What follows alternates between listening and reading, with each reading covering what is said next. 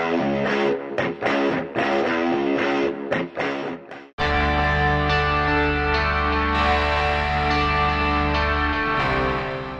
welcome to Out of the Basement. I'm Patrick Gleason, of course. I'm joined with Joe Gordon, right? Yes. We'll call you that, or Joseph, if you prefer. Yeah, Joe.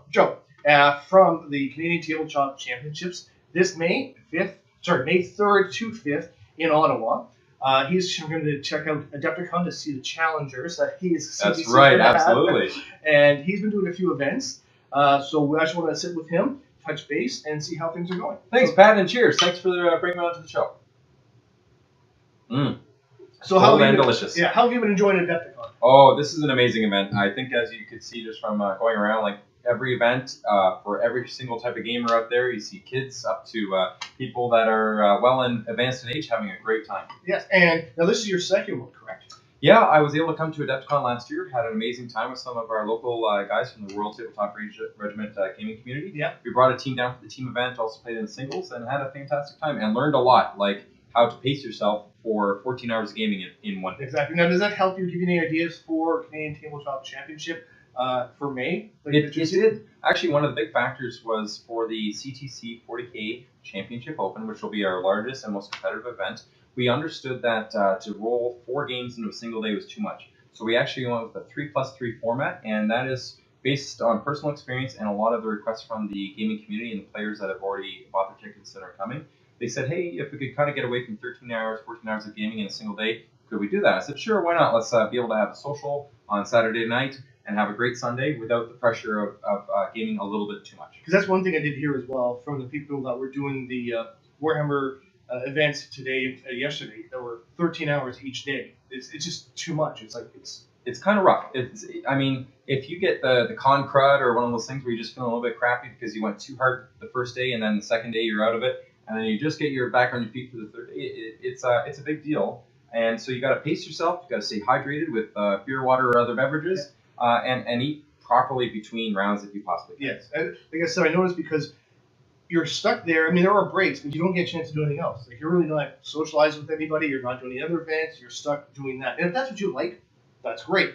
But other people are like, well, I didn't get a chance to do this or do this. So the fact that CTC is going to be breaking it apart. There'll be more time in between rounds. It's a more social aspect as well because we're able to host people at the actual venue because we have a bar that closes late at night.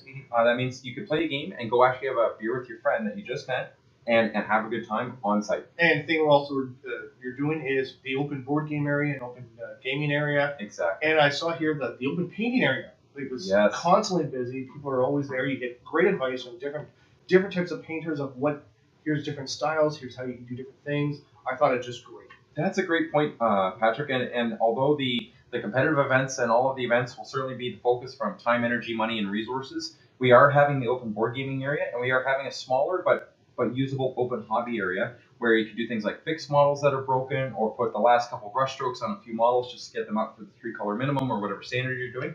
Or you just come and you do a few games and you want to do 4 hours of hobbying with free supplies, paint, glue, and on the other things, clippers, everything you need to do to turn a model from plastic on sprue to painted and ready to go for tabletop. Right, and so thanks to Deborah and Geek Nation Tours, we are giving some swag to the Canadian Tabletop Championship to give out as prizes for those days. And cheers to that, Pat. I just saw the bag. It was massive, and thank you so much. We're going to talk about a few options to be able to support the 2 charities that we have for the CTC, the Wounded Warrior Canada Soldier On Fund, as well as the CHIO, the Children's Hospital of Eastern Ontario.